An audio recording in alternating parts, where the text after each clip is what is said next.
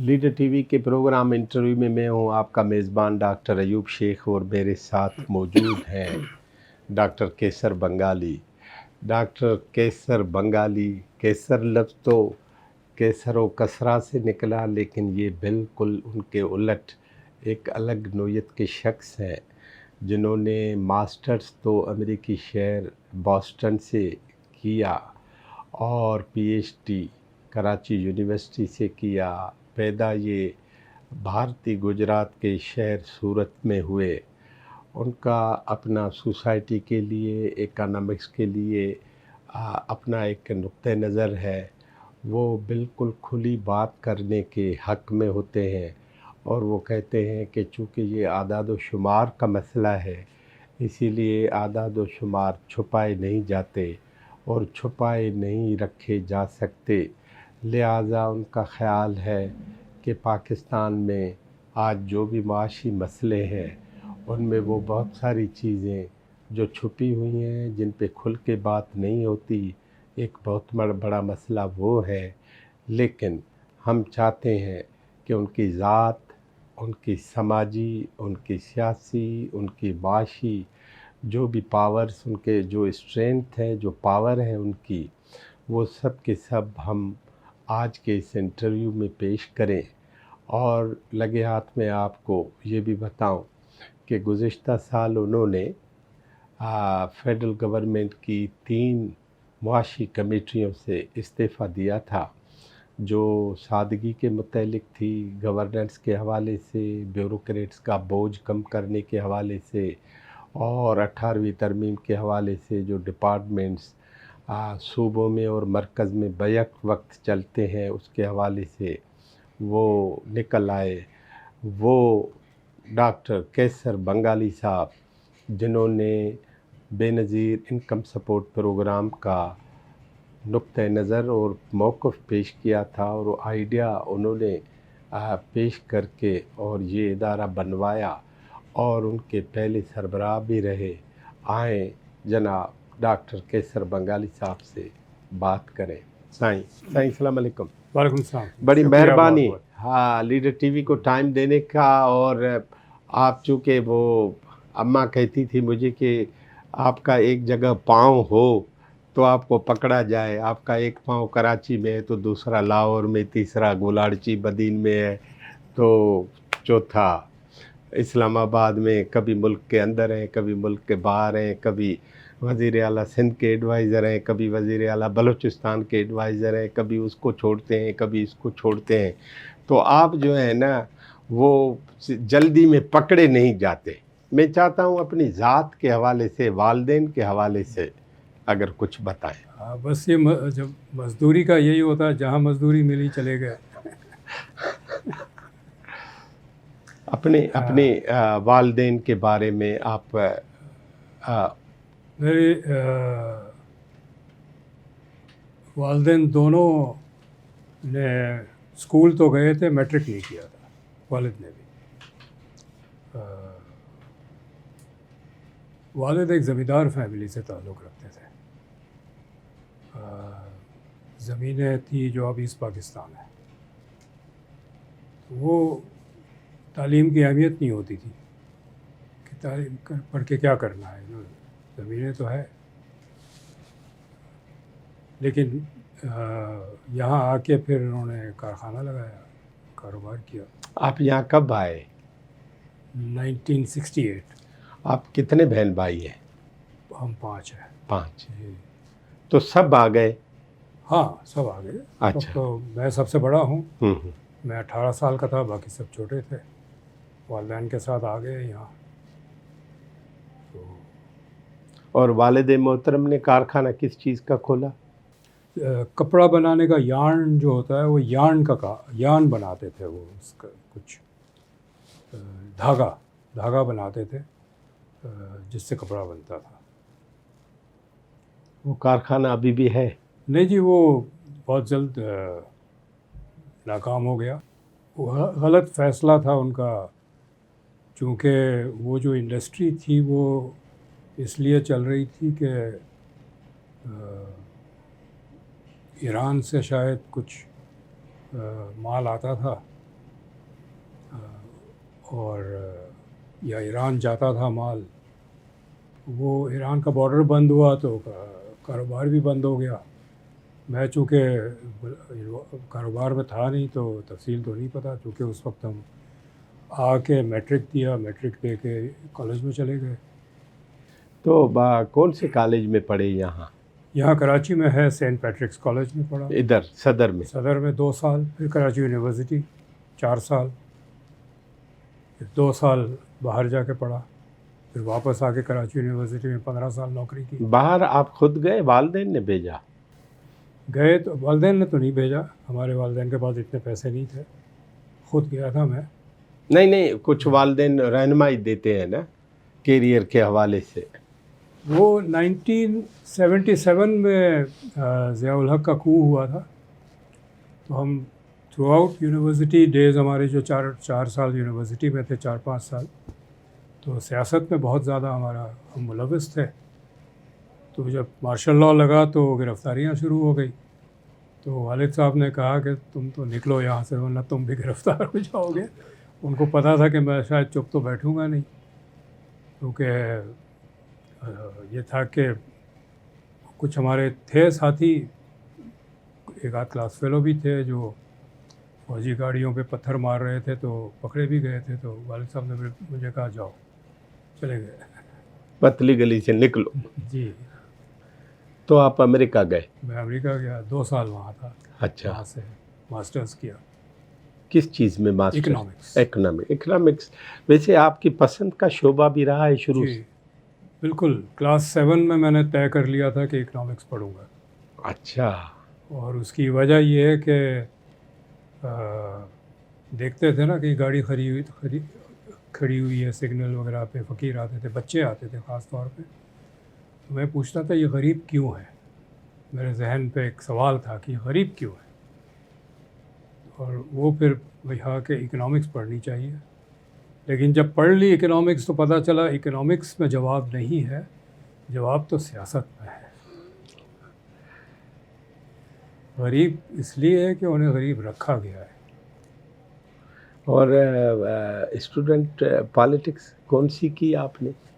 ہم نے جب ایڈمیشن لیا تو 2 پارٹیاں تھیں، ایک جمعیت اور ایک NSF، لیفٹ اور رائٹ.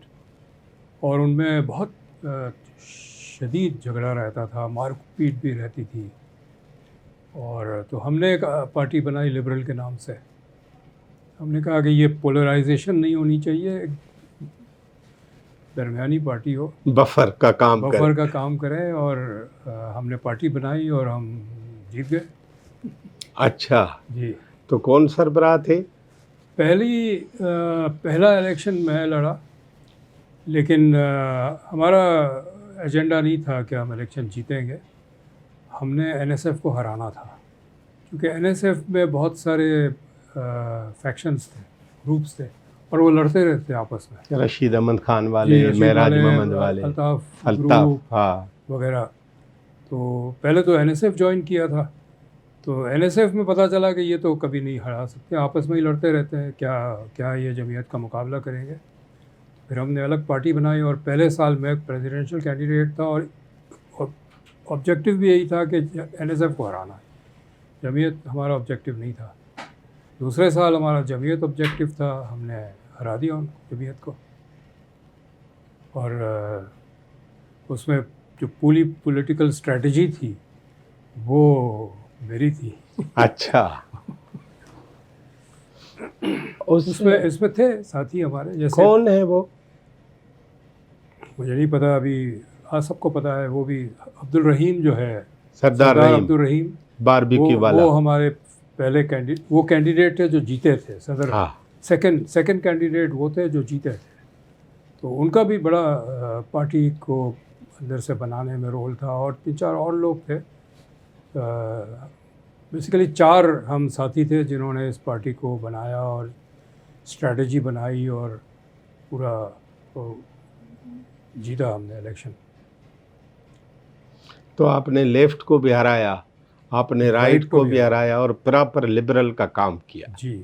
اچھا، یہ کس کے حق میں گئی بات؟ حق میں تو کسی کی نہیں گئی بات، مارشل لاء لگ گیا، ساری یونین بھی بین ہو گئی اور پارٹیاں بھی بین ہو گئی، سب بگڑ گیا. اس وقت تو کوئی فائدہ نہیں ہوا. لیکن ایسا ہے کہ ہمارا جو 4 سال کام کرنے کا جو ہمارا گروپ تھا، جو میجر ہر ڈپارٹمنٹ سے ہمارے ساتھی تھے، ہم آج تک جڑے ہوئے ہیں اور ہر سال ہمارا گیٹ ٹوگیدر ہوتا ہے. اور جو ملک سے باہر ہے وہ آن لائن آتے ہیں. تو فزیکلی ٹیکنالوجیکلی آپ یونائٹیڈ ہم ہیں. ابھی بھی جڑے ہوئے ہیں. ظاہر ہے سب کی سیاست الگ ہے، لیکن اس وقت تو حالات اور مقاصد ایک تھے کہ تو اب وہ بات نہیں ہے. لیکن ہم پھر بھی ہماری دوستی قائم ہے اور ہم ملتے ہیں سب. ان میں سرکردہ کچھ 4-6 نام. رحیم کا سردار ایک رحیم وہ ہو گیا. ہے، پھر ایک ہمارے ساتھی ابھی اس کا انتقال ہوا ہے، فاروق ڈاڈی. ہاں ابھی ہوا 2 مہینے پہلے. فاروق ڈاڈی کی وجہ سے ہم جڑے ہوئے ہیں، اچھا. اس لیے کہ پچھلے 40 سال میں اس نے سب سے رابطہ رکھا تھا. واہ واہ. اور کوآرڈینیٹر. اس کے پاس ان کے ای میل بھی تھے اور فون نمبر بھی تھے اور رابطہ بھی تھا، تو اس کی وجہ سے ہم دوبارہ جڑ سکے. پھر 2-3 لڑکیاں تھیں، وہ بھی اس میں 2 کراچی میں ہیں، ایک کینیڈا میں ہے. تو یہ اچھا، اس میں ایک بات مجھے بتائیں کہ یہ اسٹوڈنٹ پالیٹکس کے زمانوں میں کراچی چونکہ ملک کا سب سے بڑا شہر تھا اس ملک کے اس حصے میں، تو یہ شہروں میں مذہبی شاگرد یا طلبہ جماعت اس کو کیوں اتنی سپورٹ مل رہی تھی اس زمانے میں؟ صرف طلبہ کا ایشو نہیں ہے، یہ جہاں جس ملک میں بھی جہاں مائیگرنٹ پاپولیشن ہوتے ہیں وہ کنزرویٹو ہوتے ہیں یا ان کو سپورٹ کرتے ہیں. وہ کنزرویٹو اس لیے ہوتے ہیں کہ انہوں نے ہجرت کر کے کہیں سے آئے ہوئے ہیں، تھوڑا بہت گھر بار بسایا ہوا ہے. وہ چاہتے ہیں کہ کچھ زیادہ ہنگامہ نہ ہو، ہماری نوکری نہ چلی جائے، ہمارا گھر نہ چلے جائے، تو کنزرویٹو ہوتے ہیں. تو اس لحاظ سے کنزرویٹو تھے. اور چونکہ یہ کراچی کی پاپولیشن انڈیا سے آئی تھی اور ان کے ذہن میں یہی تھا کہ جی ہمیں ایک اسلامک اسٹیٹ بنایا ہے، ہم مسلمان ہیں، تو یہاں جو پولیٹیکل پارٹیز تھی، 3 پارٹیز تھی جن کو ووٹ پڑتے تھے، جماعت اسلامی، جمعیت علماء اسلام اور جمعیت علماء پاکستان JUP، تینوں کو یہاں ووٹ پڑتے تھے. اور وہ ایک لحاظ سے اردو اسپیکنگ پاپولیشن میجارٹی کی آواز تھی وہ، جو بعد میں MQM نے لے لی وہ جگہ سب کو. اور اس میں ایک بہت بڑا حصہ، یہ صرف ان پارٹیوں کا کمال نہیں ہے، ایک بہت بڑا حصہ امریکنوں کا اور پاکستانی فوج کا ہے. پارٹیوں کا تو ہمیں تجربہ نہیں ہے، ہم اسٹوڈنٹس تھے اس وقت، لیکن جمعیت تو ہمارے سامنے، ان کو ہم دیکھتے تھے کس طرح ان کو ریاست سے سپورٹ ملتی ہے اور کہاں سے ان کے پیسے آتے ہیں. تو چونکہ امریکہ کا بڑا انٹرسٹ تھا پاکستان بننے کے ساتھ ہی کہ یہاں پر کمیونسٹ کو جگہ نہ دی جائے، ان کو کمزور کیا جائے، مارا جائے، تو ان کا یہ تھا کہ ملاؤں کو سپورٹ کرو تو وہ کمیونسٹ کو فائٹ کریں گے. تو جمعیت کی جو طاقت ہے اور جماعت اسلامی اور ان دوسری پارٹیز کی جو طاقت ہے، اس میں جمعیت کا تو میں بالکل وثوق سے کہہ سکتا ہوں، ہم نے دیکھا ہے اس سپورٹ کو آتے ہوئے. امریکہ کا سپورٹ تھا، سعودی عرب کا سپورٹ تھا اور پاکستانی فوج کا سپورٹ تھا. براہ راست مداخلت تھی یونیورسٹی میں، یہاں بھی لاہور میں بھی. تو لیکن وہ ہم نے توڑا ہے. آپ نے وہ بت پاش کر دیا. بالکل کیا. اچھا، تو آپ پڑھائی میں کیسے تھے؟ पढ़ाई में तो अच्छे थे लेकिन पढ़ाने वाले बहुत अच्छे नहीं थे. Oh my God. मतलब मैं इकोनॉमिक्स डिपार्टमेंट में था, मैं पढ़ता बहुत था, रीडिंग मेरी बहुत थी. जैसे मैंने कहा, मैंने मार्क्स और माओ को इंटरमीडिएट करते हुए ही पढ़ लिया था. तो मेरी बहुत पढ़ता था. और जो एक लंदन से इकोनॉमिक्स मैगज़ीन आता वो पढ़ता था. मेरी सारी पॉकेट मनी इन्हीं किताबों में जाती थी. कराची से एक पाकिस्तान इकोनॉमिस्ट निकलता था जो पाकिस्तान एंड गल्फ़ इकोनॉमिस्ट कहलाता है, वो पढ़ता था. तो मैं अप टू डेट था नॉलेज में. तो और एक के अलावा बाकी टीचर्स जो थे वो थे जिन्होंने एक दफ़ा नोट्स बना लिए तो उसी नोट्स को दोहरा देते थे. उनकी कोई अप टू डेट नॉलेज नहीं थी और ख़ुद को अपडेट भी नहीं और करते. नहीं करते थे. तो वो मुझे टीचर्स बहुत अच्छे नहीं मिले. लेकिन मेरी पढ़ाई वो थी इसलिए कि एक पब्लिक फाइनेंस का टेस्ट हुआ. जब मैं बोर्ड पे देखने गया कि मुझे कितने नंबर मिले तो मेरा ए लिखा हुआ था. मैं गया उनके पास, मैंने कहा सर मैं एब्सेंट तो नहीं था, मैंने इम्तहान दिया है. उसने कहा नहीं एब्सेंट नहीं है, आपको ए मिला है. A grade. और मैं बहुत हैरान था कि मुझे ए कैसे मिल गया.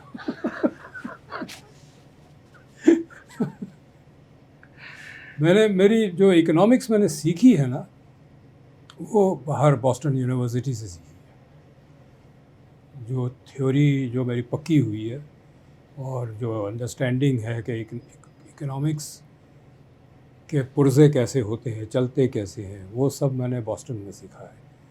तो वो मुझे अमेरिका ने दिया है. आपने ये फील किया कि अब्बा का कहना अच्छा हुआ और यहाँ आना सजाया हो, क्योंकि आपको बेस मिल गया इकोनॉमिक्स का, प्रॉपर economics का base फैकल्टीज मिल गए जी. और रीज़न फिर और मैंने आके यहाँ अप्लाइड इकोनॉमिक्स रिसर्च सेंटर एक इदारा कराची यूनिवर्सिटी में अभी भी है ज्वाइन किया. उस वक्त वहाँ बहुत अच्छे लोग थे. हफीज़ पाशा डायरेक्टर थे और 7-8 ऐसे वहाँ पर हमारे कोलीग्स थे जो बाहर से अच्छी यूनिवर्सिटीज़ से पीएचडी करके आए थे. तो उनके साथ काम करके भी बहुत कुछ सीखा. क्योंकि वो खुद बेस लेके आए थे ना, खुद बेस में अब बाहर से. तो आपको यूनिवर्सिटी के लेवल पे प्रॉपर फैकल्टीज न मिली, लेकिन बाद में मिली. जी. ठीक है. अभी आप ने फिर क्या किया फारगल तहसील होने के बाद? फारुकुल तहसील से मतलब आप बोस्टन से मास्टर्स और हाँ. यहाँ पीएचडी की, फिर जी, पढ़ाया? जी मैं तो सारा वक्त पढ़ाता ही रहा हूँ. अच्छा. मैंने 15 साल तो बाकायदा यूनिवर्सिटी में पढ़ाया, कराची इधर? यूनिवर्सिटी में अच्छा. अप्लाइड इकोनॉमिक्स में. फिर मैं 5 साल इस्लामाबाद चला गया SDPI sustainable development policy institute में. नहीं, पहले कराची यूनिवर्सिटी में अपनी पढ़ाने की बात बताएं. हाँ तो आप अच्छे टीचर थे? जी. अच्छा. अच्छा का मतलब नहीं है लेकिन सख्त टीचर था मैं. अच्छा, डिसिप्लिन. सख्त का मतलब डिसिप्लिन. जी.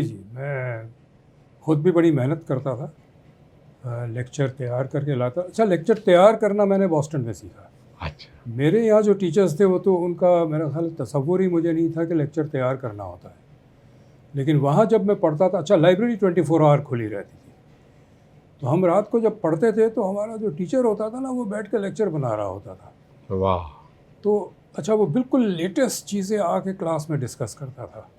तो एक कोई IMF की कॉन्फ्रेंस हुई है उस वक्त, वो उस कॉन्फ्रेंस को क्लास में डिस्कस करता था. तो उस वक्त मुझे अंदाज़ा हुआ कि टीचिंग तो बड़ा इंटरेस्टिंग काम है. आप नई चीज़ ला के बच्चों को बता रहे हैं और तो वो मैंने पढ़ाने का शौक़ मुझे बॉस्टन में हुआ, पहले नहीं था. तो फिर ज़ाहिर है मैंने आके पढ़ाना शुरू किया. 15 साल पढ़ाया, आज तक पढ़ा रहा हूँ. तो और बहुत अच्छा लगता है. एक बिल्कुल खाली माइंड है, उनको आप पढ़ाते हैं, उनके जहन में कुछ डालते हैं, फिर वो आप ही की बताई हुई चीज़ें अप्लाई करते हैं कहीं. तो लगता है कि अच्छा हमने कुछ काम, जिसको अंग्रेज़ी में वैल्यू एडिशन कहते हैं, कि हमने 2 + 2 5 कर दिया. अच्छा. कुछ ऐसे ज़हीन शागिर्द जो आपके हाथों से आगे आए? اسٹیٹ بینک کے ڈپٹی گورنر تھے ریاض الدین، وہ میرے اسٹوڈنٹ تھے. اور بھی ہیں، اتنے نمایاں نہیں ہے جتنا ریاض الدین ہے، لیکن اچھے اسٹوڈنٹس. پھر آپ 5 سال اسلام آباد میں رہے. پھر تو بہت کچھ کیا. اسلام آباد میں تھا، اسلام آباد میں ریسرچ کا جاب تھا. اس دوران افغانستان میں بھی کام کیا. ادھر فزیکلی گئے؟ جی میں تھا. کن شہروں میں رہے؟ پہلے 2000 میں تو کابل میں تھا، پھر سال 2012 میں 5 شہروں میں تھا، وہاں پر کام کرتا تھا. پھر اور چیزیں ہوتی رہی. بعد میں نے ایک سیمسٹر جنیوا یونیورسٹی میں بھی پڑھایا، کچھ 3 مہینے سسیکس یونیورسٹی میں گزارے، لندن. جی UK میں. پھر کچھ کام بھی کیا، 6 مہینے سعودی عرب میں کام کیا. چیزیں کرتا رہا، لیکن بیچ میں پڑھاتا رہا. یہاں واپس آ کے میں 2007 سے وقتاً فوقتاً زیبسٹ میں پڑھاتا ہوں. اچھا، وزٹنگ فیکلٹی. جی، وہ میں نے اس لیے رکھی ہے کہ ساتھ میں ریسرچ کا کام بھی کرتا ہوں، کنسلٹنگ کا.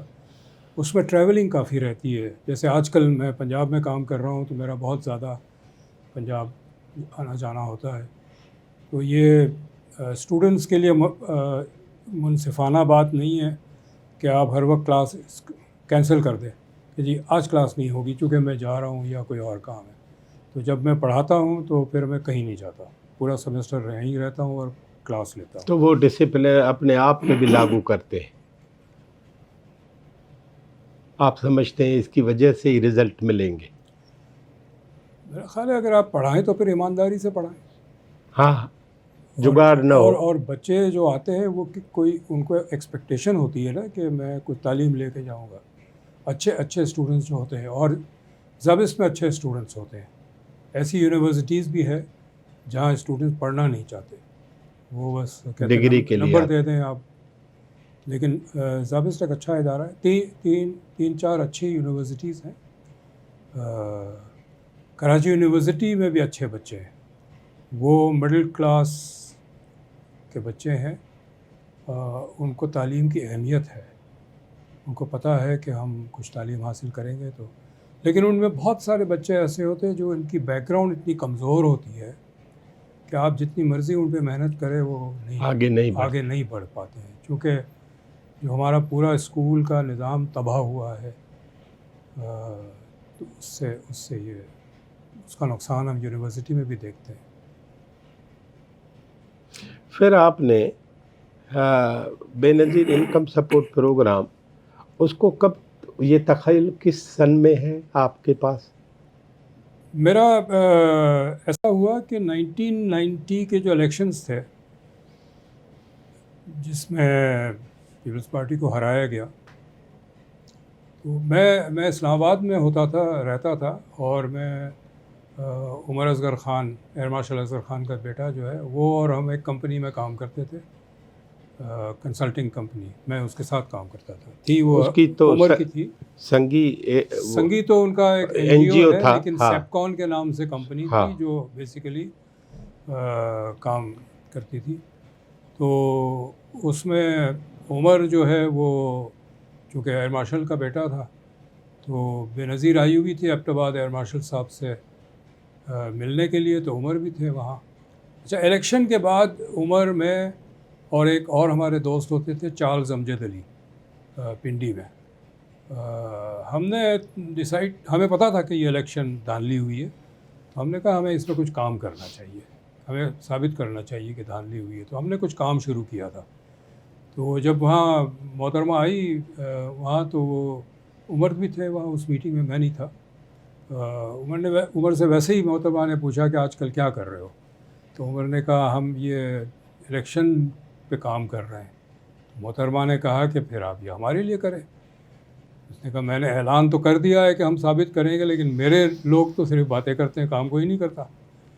تو پھر ہم نے محترمہ کے ساتھ محترمہ کو یہ پورا 500 پیج کی کتاب بنا کے دی، جس میں ہم نے ثابت کیا کس طرح الیکشن میں دھاندلی ہوئی. الیکشن کا وائٹ پیپر تھا، اس کا نام ہے how an election was stolen. 500 page کی وہ ہے.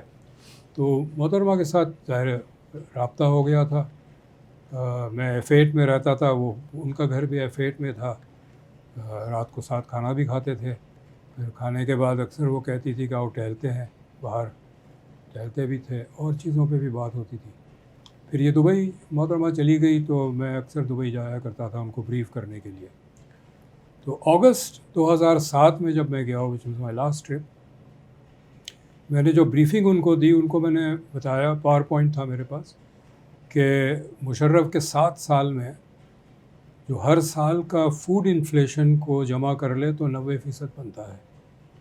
یعنی 7 سال میں جو اس کی فکسڈ انکم ہے اس کی قوت خرید آدھی ہو گئی.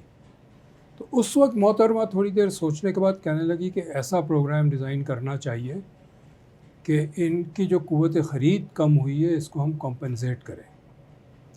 یہ بنیاد ہے BISP کی. پھر ظاہر ہے وہ آئی, وہ شہید ہو گئی. اور اچھا, میں اگست میں شاید پتہ نہیں زرداری صاحب تھے یا نہیں, لیکن ہماری 4-5 دفعہ میں گیا ہوں, کبھی وہ میٹنگ میں آتے نہیں تھے. وہ اگست میں وہ آ چکے تھے دبئی, اوپر رہتے تھے. ہاں تو تھے وہ, لیکن میرا خیال ہے وہ محترمہ سے بات تو ہوتی ہوگی, تو ان کو پتہ تھا کہ یہ اس ایشو پہ بات ہوئی ہے. تو جب گری خدا بخش سے واپس آئے ہم سب, تو مجھے فون آیا زرداری صاحب کا کہ آ کے ملو. میں زابس میں پڑھاتا تھا اس وقت. تو میں جب گیا وہاں تو انہوں نے کہا کیا کرتے ہو؟ انہوں نے کہا, میں نے کہا جی میں پڑھاتا ہوں. کہتا کل صبح ریزائن کرنا اور اسلام آباد آ جاؤ. تو میں ریزائن کر کے اسلام آباد چلا گیا. وہاں انہوں نے مجھے کہا کہ یہ آپ یہ بنائیں پروجیکٹ, جو بات ہوئی تھی محترمہ سے. بس میں نے پھر کیا جو کچھ تھا, اور مجھے بہت پہلے تو خوشی ہے کہ مجھے موقع ملا بنانے کا, اور یہ خوشی ہے کہ وہ ایسا بنا ہے کہ آج تک ایک سکینڈل نہیں ہے, اور انتہائی کامیابی سے, اور 1 کروڑ خاندان کو پیسے مل رہے ہیں. یہ آپ جو عام بات ہوتی ہے کہ آپ مچھلی پکڑنا سیکھنے کے بجائے مچھلی کھلا رہے ہیں, اور بھیک پہ آپ 1 کروڑ لوگوں کو رکھا ہے آپ نے, اس پہ آپ کا کیا بھی؟ یہ جب محترمہ سے ڈسکس ہوا تھا, اور بعد میں بھی جب پریزیڈنٹ بن گئے زرداری صاحب, اور یہ BISP وغیرہ ہم ڈیزائن کر رہے تھے, یہ مستقل بات آتی تھی. اور میرا 40-45 سال کا تجربہ ہے فیلڈ میں. میں نے بھی پروجیکٹس کیے ہیں لوگوں کو مچھلی پکڑنا سکھانے کا, اور یہ سارے پروجیکٹ ناکام ہیں. آپ سکھا دیں, ویلڈنگ کرنا سکھا دیں, کام نہیں ملتا. کپڑے سینا سکھا دیں, اچھا بہت سارے NGOs ہیں وہ کیا کرتی ہیں, وہ سلائی کی مشین دیتی ہے غریبوں کو.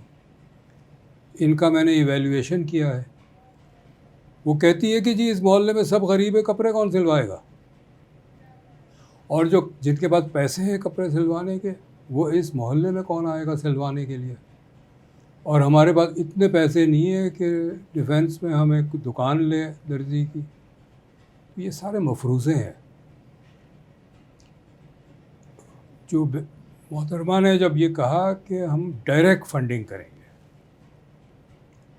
اس میں درمیان میں کوئی انٹرمیڈیری نہیں ہوگا, یہ کامیاب ہے. آج اب چونکہ آپ کا ویژن ہے, اس پہ مختلف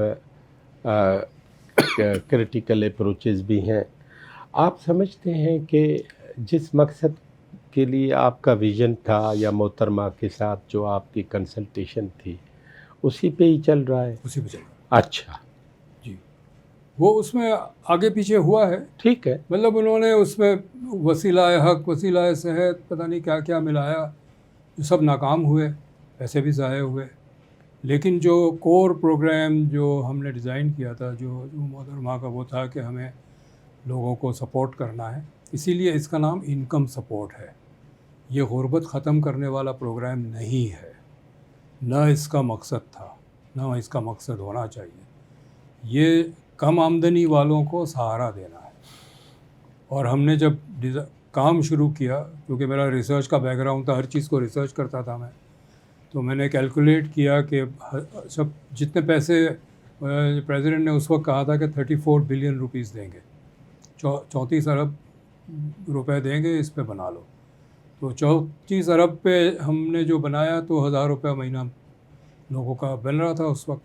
تو میں نے کیلکولیٹ کیا کہ 1000 روپے میں 22 دن کا آٹا آ سکتا ہے، یعنی 22 دن کا آٹا مفت دے رہے ہیں آپ ان لوگوں کو. اور جس کی 5000 روپیہ آمدنی ہے، اس وقت تھی 5000 روپے بھی تھی آمدنی 2008 میں. 1000 روپیہ کا مطلب یہ ہے کہ 20% قوت خرید میں اضافہ بہت اچھا تھا. اور میں نے جب میں نے لانچ کیا تو میں خود سروے کیے، میں نے پنڈی شہر میں نے کیے، اور جہاں جہاں میں گیا لوگوں نے اپنی کہانی سنائی کہ یہ کتنا فائدہ مند ہے ان کے لیے، کتنا سہارا بنا ہوا ہے. پاکستان پیپلز پارٹی اس پروجیکٹ کے بعد آپ کو کس نظر سے دیکھتی ہے؟ مجھے نہیں پتہ، یہ انہی کو بولنا چاہیے. پتہ ہے. ٹھیک ہے. آپ اس سارے پروسیس میں ظاہر ہے اکنامکس جو ہے سوسائٹی سے ہی تعلق رکھتی ہے، تو آپ سمجھتے ہیں کہ ہماری اکنامکس ان گدے گاڑی پہ جا رہی ہے یا جیٹ پہ جا رہی ہے یا پیچھے جا رہی ہے، پیچھے گدھا بندھا ہوا ہے آگے گاڑی بندھی ہوئی ہے؟ تو یہ پاکستان کس طرح دیکھ رہے ہیں آج 2025 میں؟ کراچی تو سمندر کے ساتھ ہے. آپ اگر بیچ پہ کھڑے رہیں جہاں موجیں آتی ہے تو آپ دیکھیں گے کہ جیسے جیسے پانی آتا ہے جاتا ہے، پانی آتا ہے جاتا ہے، آپ سنک کرتے جاتے ہیں.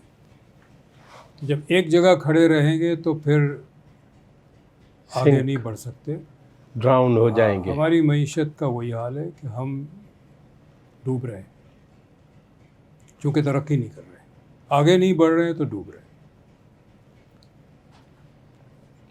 اب مطلب ہم جو آپ کہتے ہیں، مختلف انٹرویوز میں بھی کہا ہے کہ آپ بین الاقوامی اداروں سے قرضہ لیتے ہیں قرضہ دینے کے لیے واپس کرنے. اب یہاں اس حال میں پہنچ گئے ہیں کہ بیسک تو پرنسپل تو چھوڑے، لیکن اب قرضہ دینے کے لیے آپ کو قسط چاہیے تو بھائی ٹوپی گھما رہے ہیں ہم. اسی طرح ہے. تو یہ جو پالیسی میکرز ہیں ان کو پتہ نہیں ہے یہ کر کیا رہے ہیں. پتہ ہے. تو یہ ملک کے ساتھ کیا ہو رہا ہے یہ بھی پتہ ہے. یہ بھی پتہ ہے. اور یہ ملک کے ساتھ کیوں کر رہے ہیں؟ بات یہ کہ یہ جو حکمران طبقہ ہے، جو اشرافیہ ہے، جس میں وہ ہے جو حکومت میں ہے، وہ ہے جو حکومت کے باہر بھی ہے، ان کے سب کے باہر گھر ہے، بینک اکاؤنٹ ہے، بچے ہیں. ان کی ایک انشورنس پالیسی ہے کہ ملک ڈوبے گا تو ہم تو جا کے آرام سے زندگی گزاریں گے. ان کو ایک پریشانی ہے، جب حالات بہت خراب ہو جائیں گے تو ایئرپورٹ کیسے پہنچیں گے.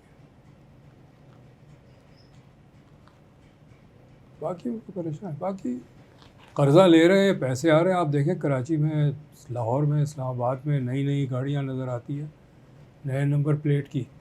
پہلے وہ اے تھا، بی تھا، اب سی والی گاڑی آ گئی کراچی میں چل رہی ہے. خوب دوڑ رہی ہے گاڑیاں. اور پہلے جس کے پاس ایک گاڑی ہوتی تھی اب 3 ہے.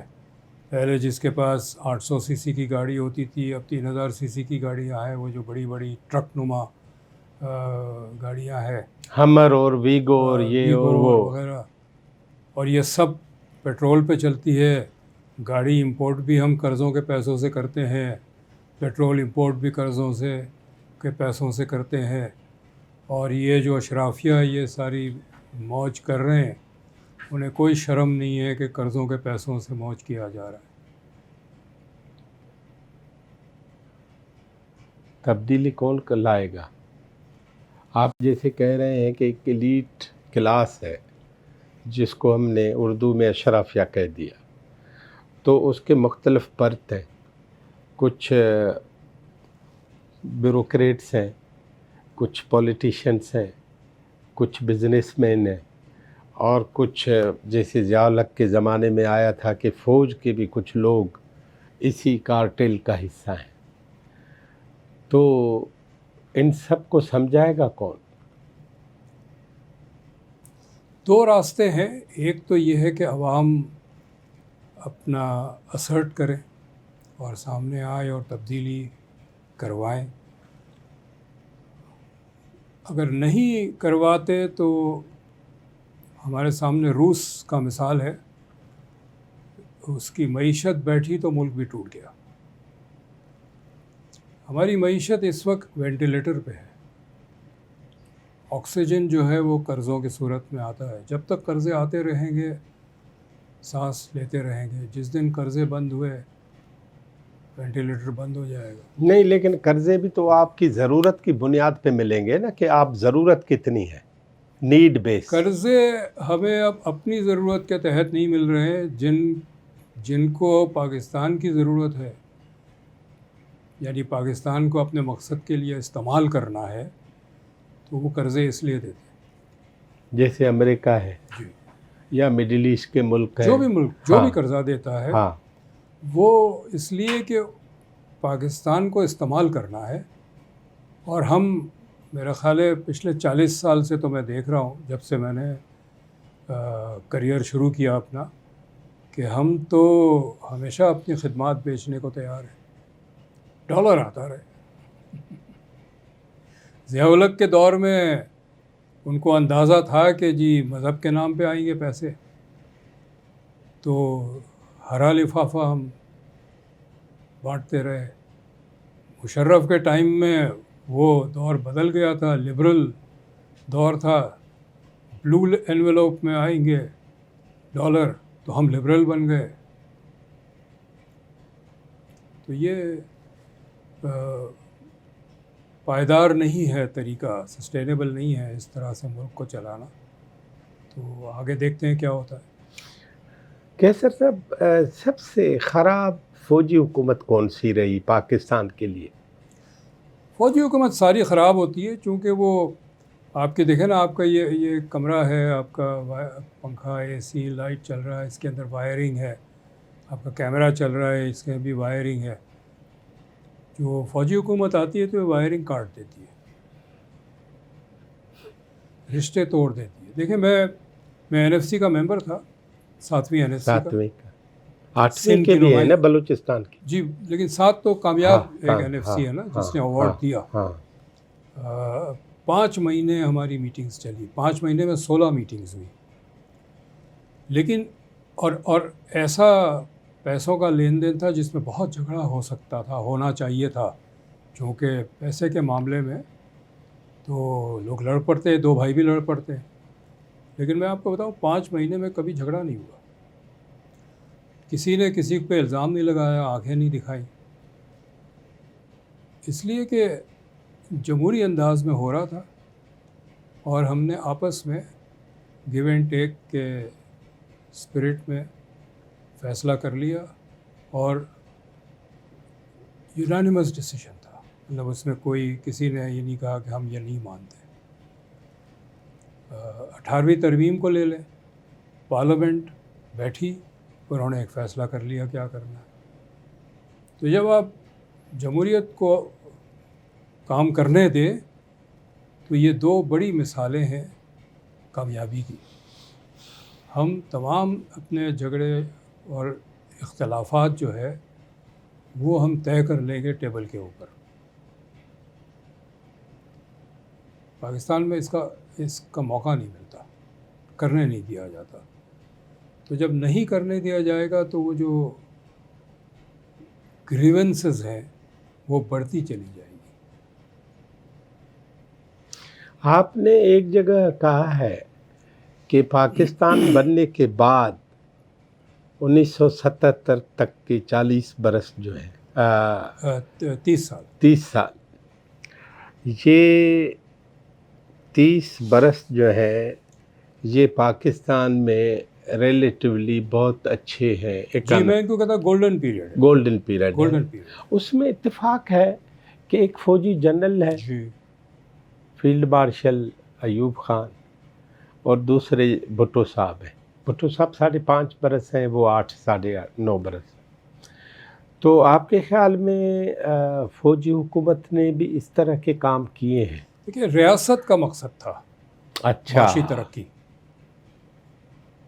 اور اس میں پھر جو بھی حکومتیں آئی 50s میں 60s میں 70s میں, ان سب نے بہت بڑے پیمانے پہ معاشی اثاثے بنائے. طریقے مختلف تھے.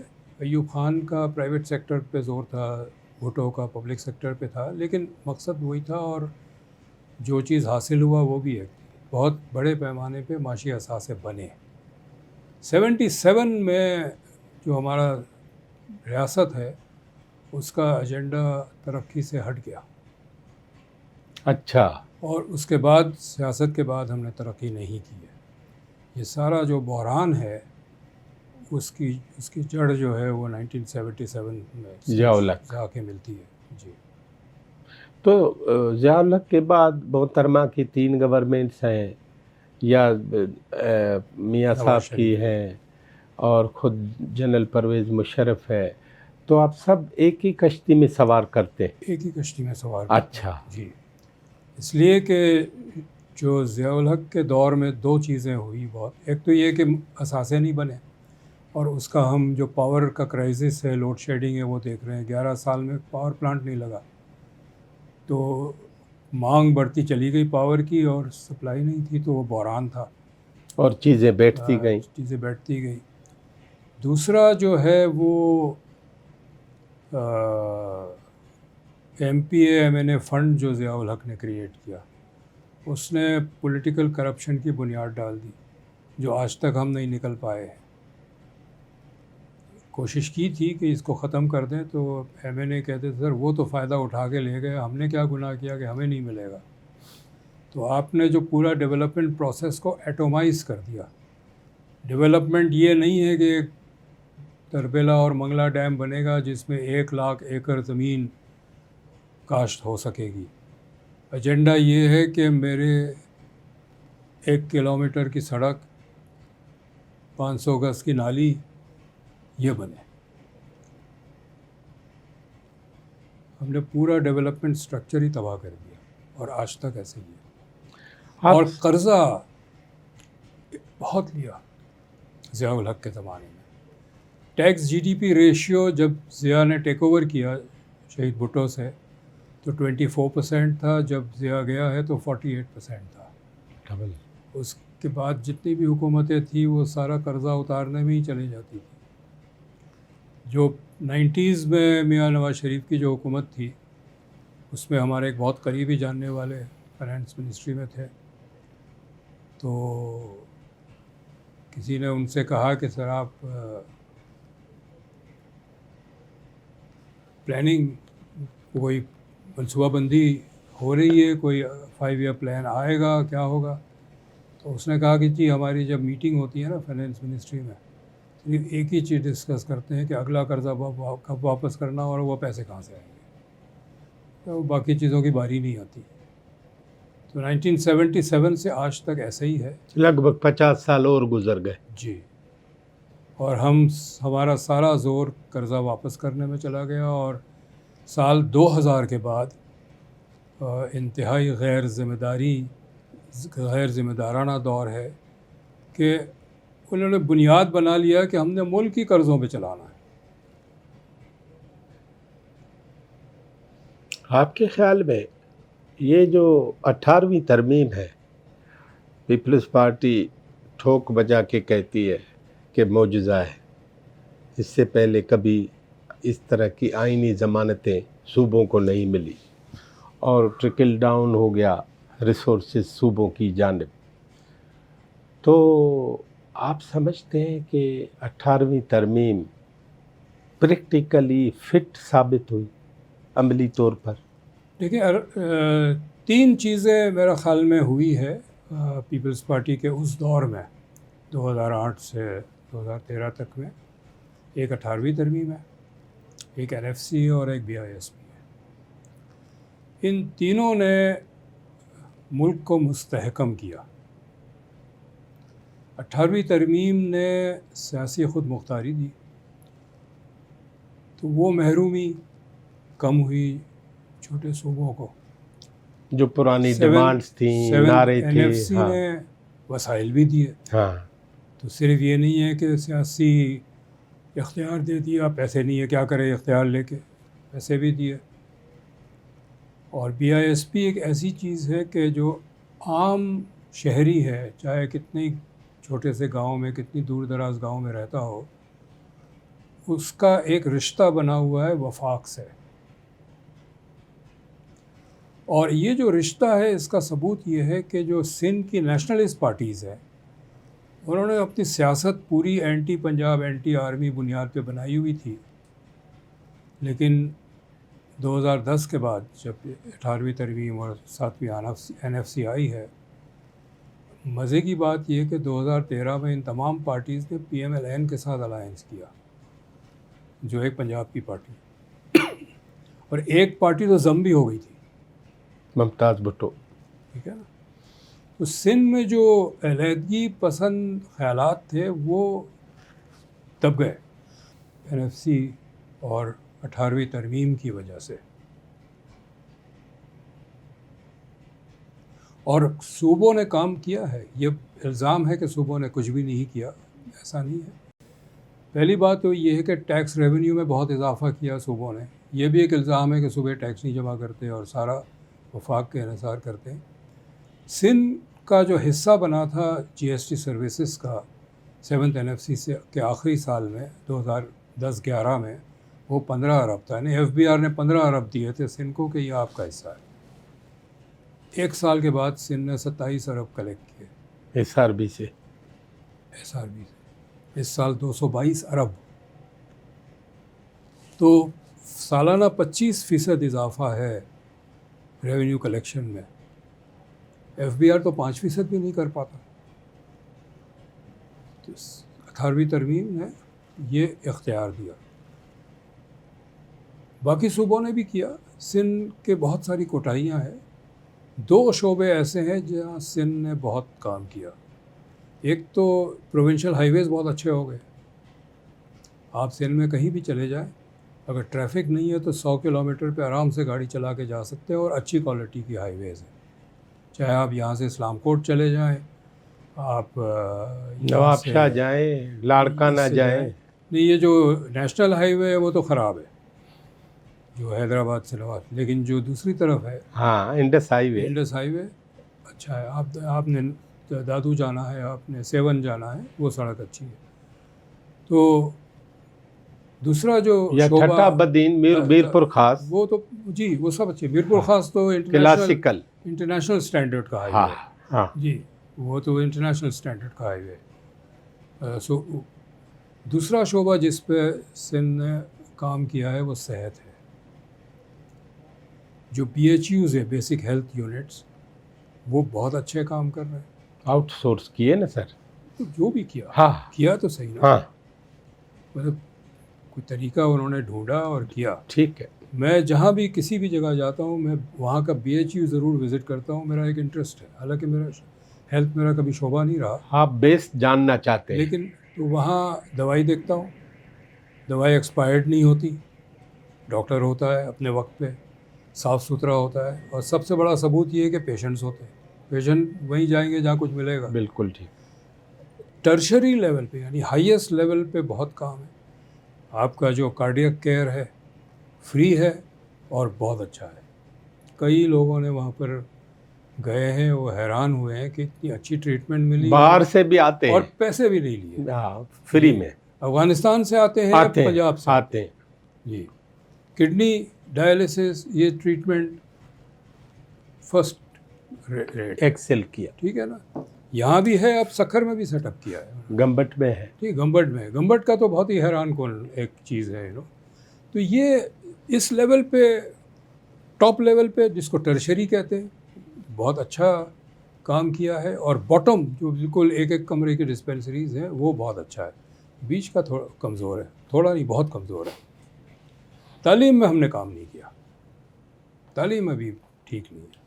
تو ڈاکٹر کیسر بنگالی صاحب، جس معاشرے میں تعلیم نہ ہو وہ ڈیولپ کیسے ہوگا، بڑھے گا کیسے؟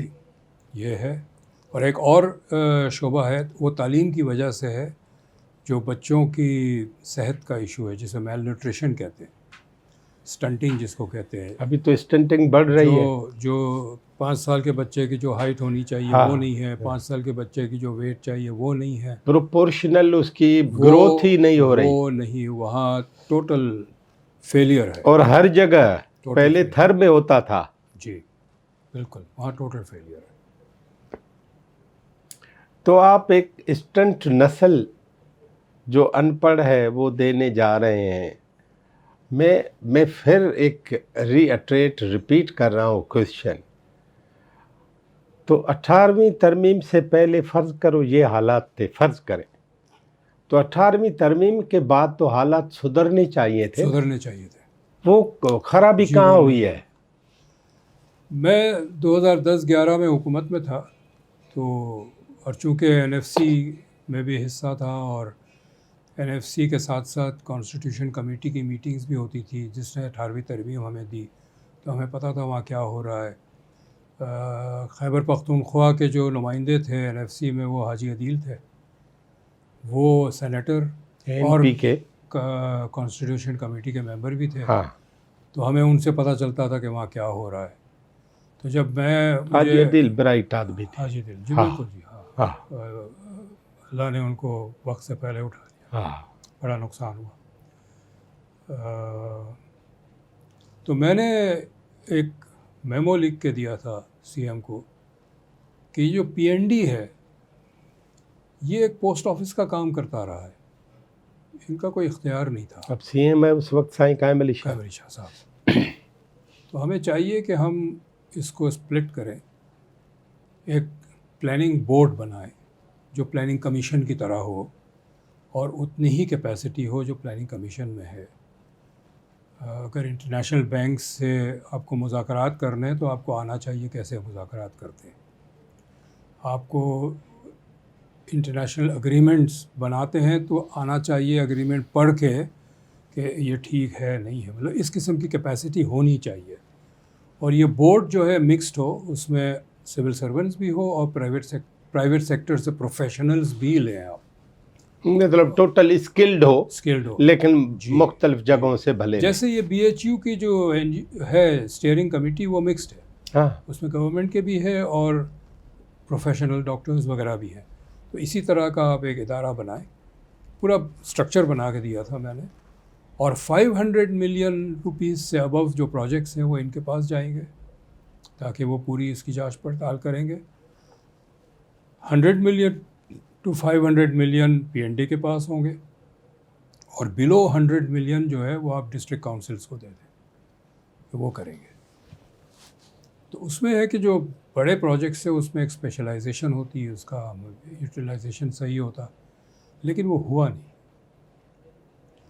اور وہی چلتا رہا.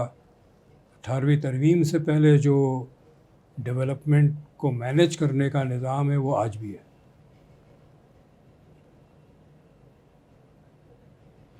تو میں وہی کہہ رہا ہوں نا کہ ان کو کون روک رہا ہے یہ سب کچھ کرنے سے؟ سیاست میں حکومت ان کی ہے. ساری سیاست میں چاہے کسی بھی دنیا کی ملک ہو، حکومت پرفارم کرتی ہے پریشر کے اوپر. جب ایک پولیٹیکل پارٹی کو خیال ہوتا ہے کہ ہم اگر یہ کام نہیں کریں گے تو ہمارے ہاتھ سے حکومت نکل جائے گی، تو وہ کام کرتے ہیں، ورنہ نہیں کرتے. یہ ہر دنیا میں، ہر ملک میں یہ ہے. بہت کم دور اندیش لیڈرز ہوتے ہیں، اور محترمہ ان میں سے ایک تھی. محترمہ کو کوئی ضرورت نہیں تھی BISP کو پروموٹ کرنے کی، ان کو بھی پتہ تھا. اور بعد میں میں بھی یہاں کہتا رہا کہ اس پہ ووٹ نہیں پڑیں گے، اور نہیں پڑے. لیکن یہاں جو ہے سندھ کے اندر، انٹیریئر سندھ سے ڈیمانڈ نہیں ہے، پریشر نہیں ہے.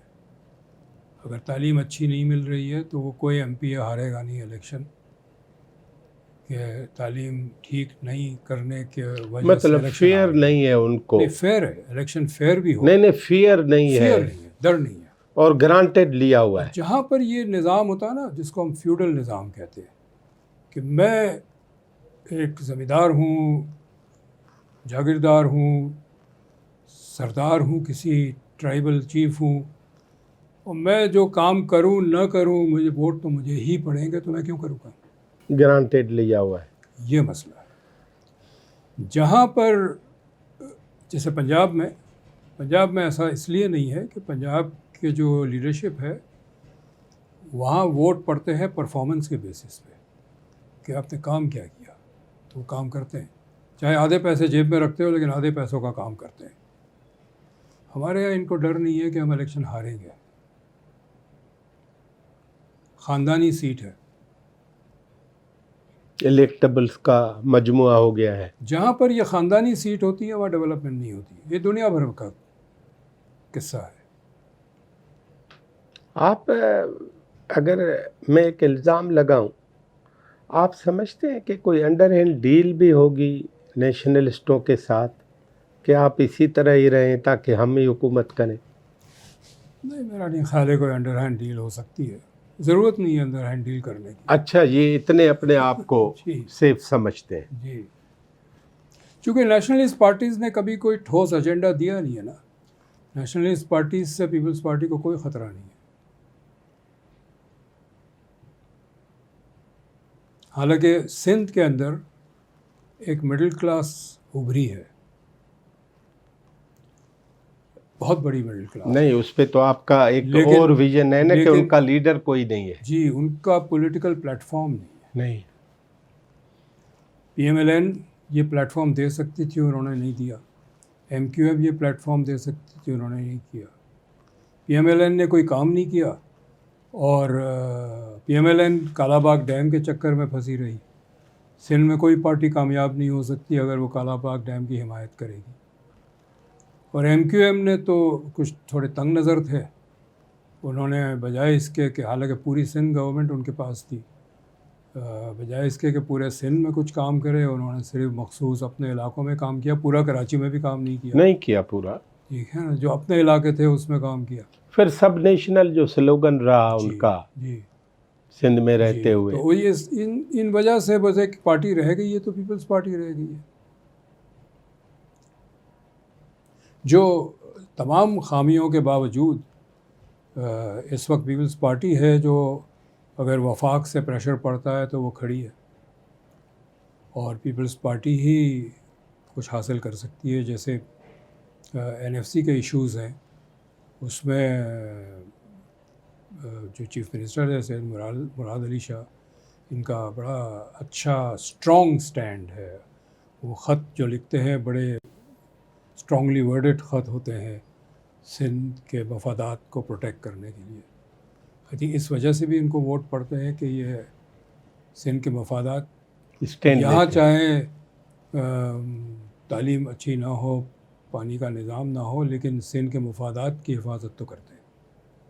دوسرا سر، یہ جو ابھی ہم نے دیکھا ہے کہ ایک تو انٹرنیشنلی ہم قرضے لیتے ہیں، دوسرا ہم آہستہ آہستہ اپنے ٹین ٹپڑ بیچ رہے ہیں.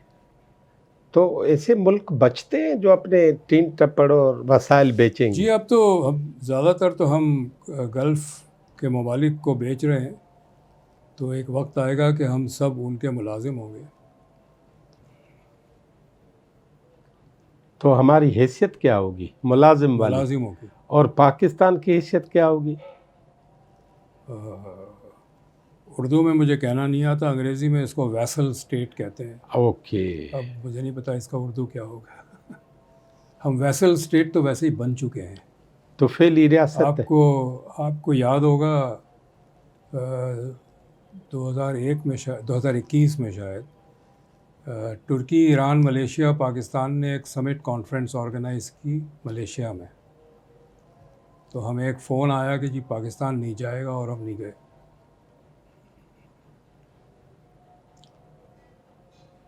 آپ کیسر صاحب سمجھتے ہیں کہ پاکستان کی فارن افیئرس کی پالیسی اگر خود مختار ہوتی تو پھر بھی یہ نہ ہوتا آج کل جو ہمارے ساتھ ہو رہا ہے؟ نہیں، ہماری پالیسی خود مختار ہوتی تو ہم کبھی افغانستان میں امریکہ کے جنگ میں ملوث نہ ہوتے، اور اس کے جو اندرونی نقصان ہم نے اٹھایا ہے وہ ہم نہ اٹھاتے۔ جب WTO ورلڈ ٹریڈ آرگنائزیشن کا ساری مذاکرات چلی اور اس کی جب فائنل ہو رہا تھا تو انڈیا، ساؤتھ افریقہ، برازیل یہ لڑ رہے ہوتے تھے ہمارے تھرڈ ورلڈ پسماندہ ملکوں کے مفادات کی دفاع، جو بھی چیز لکھا جا رہا تھا نا کہ ان کے انٹرسٹ میں لکھا جائے، پاکستان ہمیشہ امریکہ کے ساتھ ووٹ کرتا تھا۔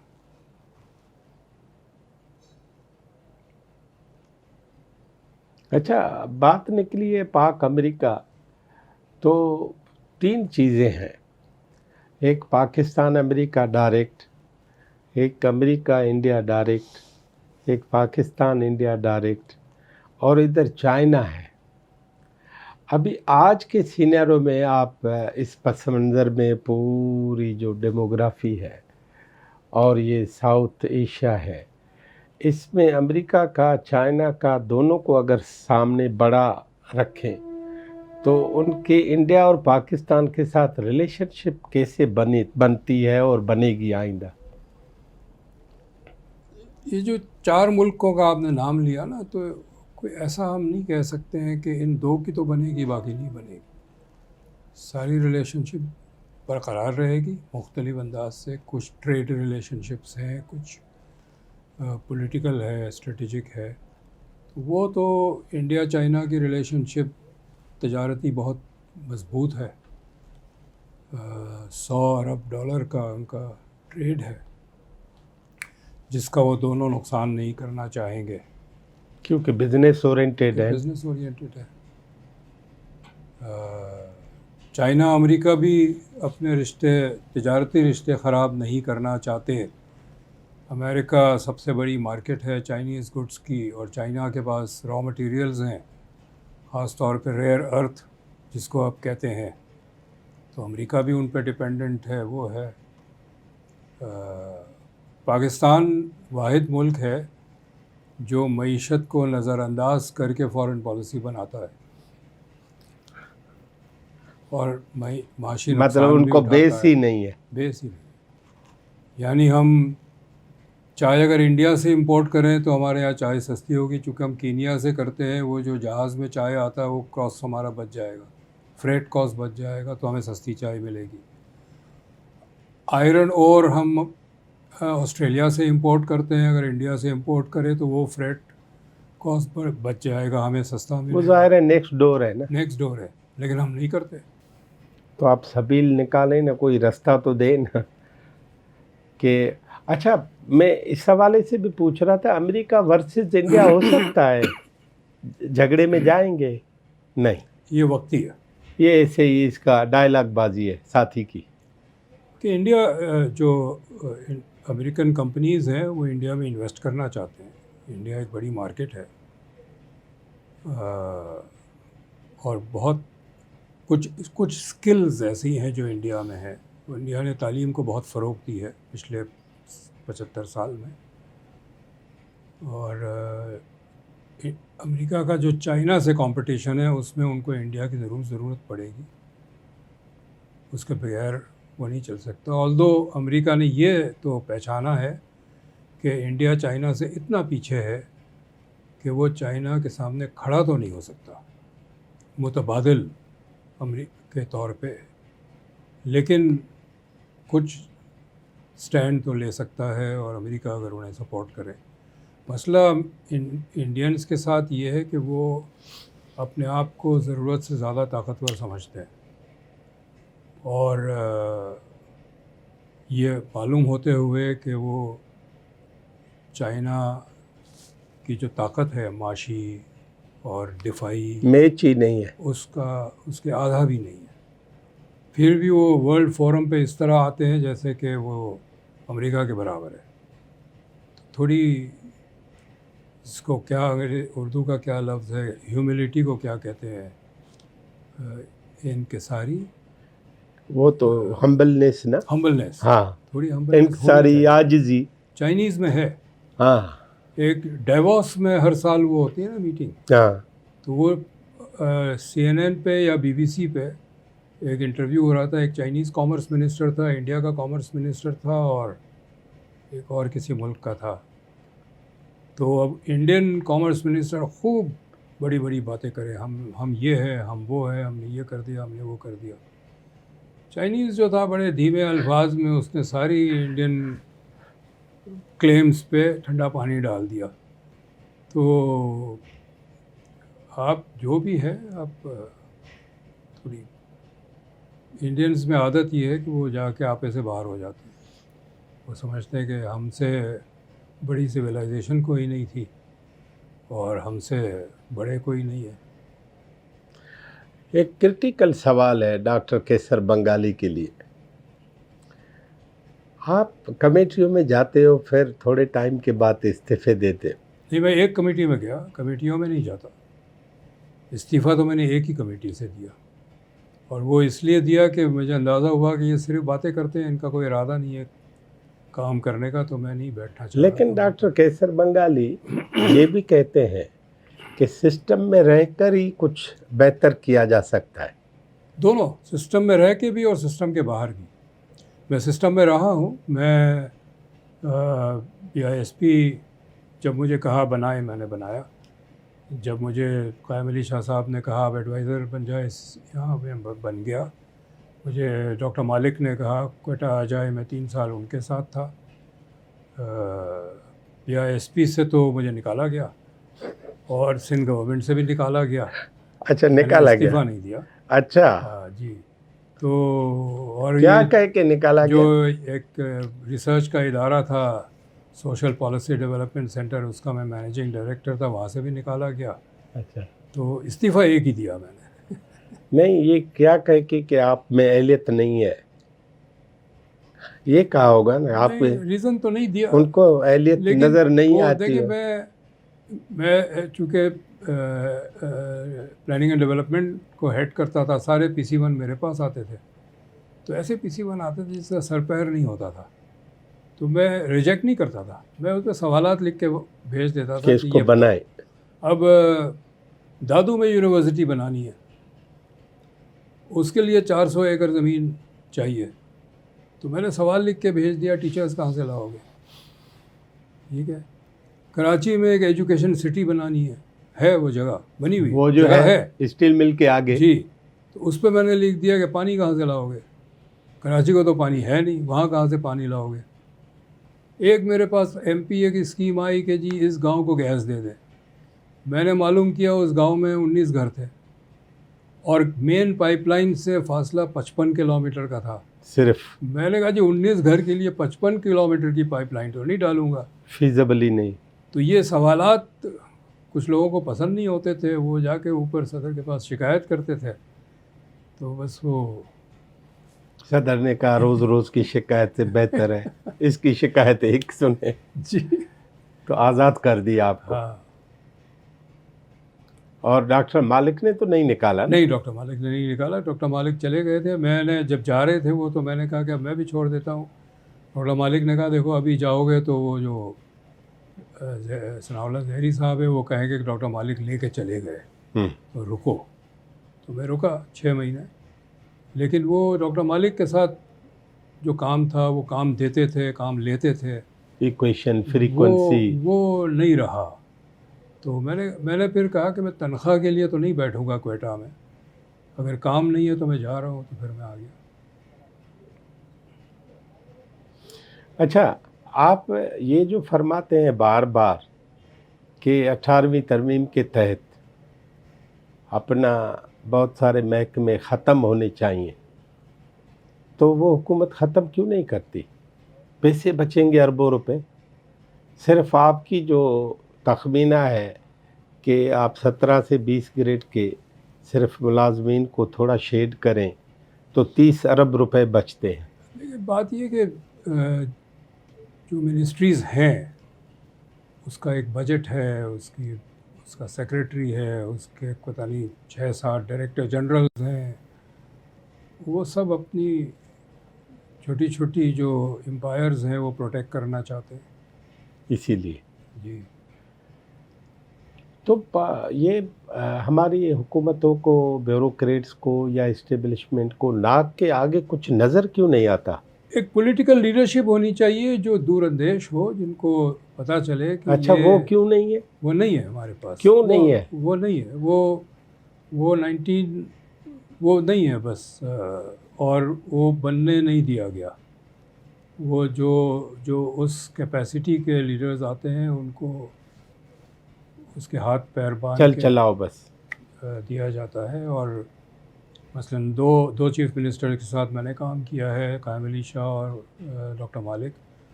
اگر ان کو آزادی ہوتی کام کرنے کی تو یہ بہت زیادہ کام کرتے. ان کو سمجھ تھی، ان کو پتہ تھا کیا کرنا ہے، لیکن ہاتھ جس کے بندھے ہوئے ہوتے ہیں تو پھر آگے کام نہیں کر سکتے. دوسرا کیسر صاحب، 2 سوال ہیں میرے ذہن میں کھٹکتے ہیں کہ یہ جو معدنی وسائل ہیں یہ صوبائی محکمے ہوتے ہیں، رائٹس بھی ان کا ہے. تو ابھی ہم مڈل ایسٹ کو جب وہ بیچنے جا رہے ہیں تو اس کے ماحصل کیا ہوگا؟ امریکہ کو بیچ رہے ہیں، امریکہ کو. ریئر ارتھ. ارے ہاں، فائدہ کیا ہوگا؟ فائدہ تو پیسے ملیں گے. کتنا ٹائم؟ ہمیں پتہ نہیں ہے کتنا ہے معدنیات میں، تو بڑا شک ہے کہ کچھ نہیں ہے.